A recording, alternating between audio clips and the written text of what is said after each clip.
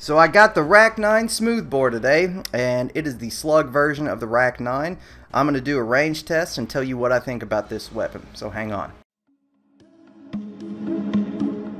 Sesh. Feeling something like Rick Moranis, blew up the kid, now he doing damage. You ought to know, like my name's Atlantis. Say don't me, take a seat, young Christopher Hansen. I'ma sweat all day just to...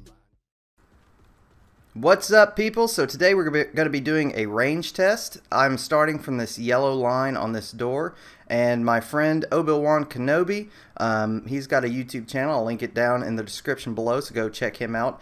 He is helping me test the ranges on the Rack 9 Smoothbore, which is the slug version of this weapon.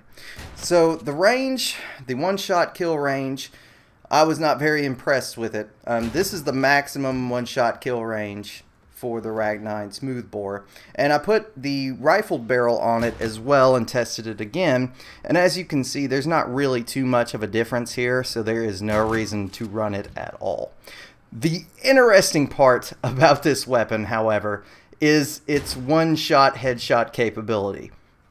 As far as I can tell, if you shoot them all the way across map, you will still get an instant headshot if you hit them with this variant of the weapon. I'm all the way against the back wall, and Kenobi is all the way against the other wall, and just watch this.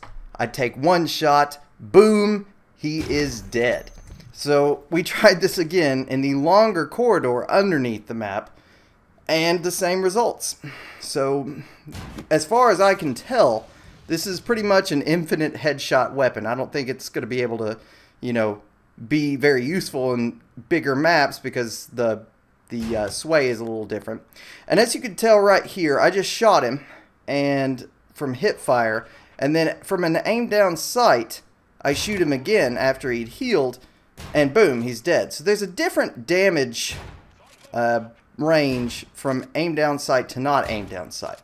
Now the worst part is the hip fire spread, because it's only shooting one slug. It's absolute crap. So, you know, hip fires are not very good on this weapon at all. So now I'm going to tell you exactly what I think about it.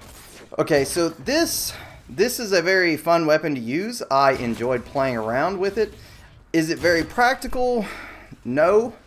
Unless you're the type of player who can get headshots continuously, I would not use this variant of the weapon. I would much rather have, you know, the spread to, you know, be able to fall back on in hip fire situations, because you miss a lot with this weapon. But the thing is if you're right on the money, you're going to do pretty well with this weapon, and especially if you're aiming for headshots.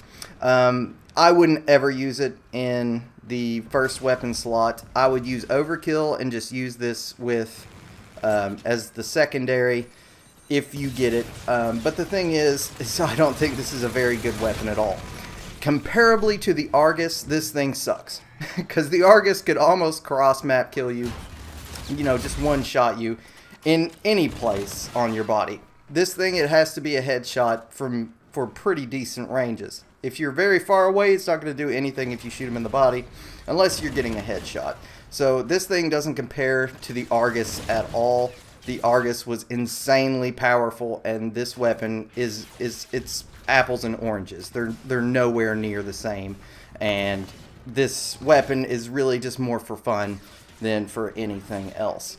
Well, that's about going to wrap up the video. If you guys liked the video, hit that like button and subscribe if you're new. Until next time.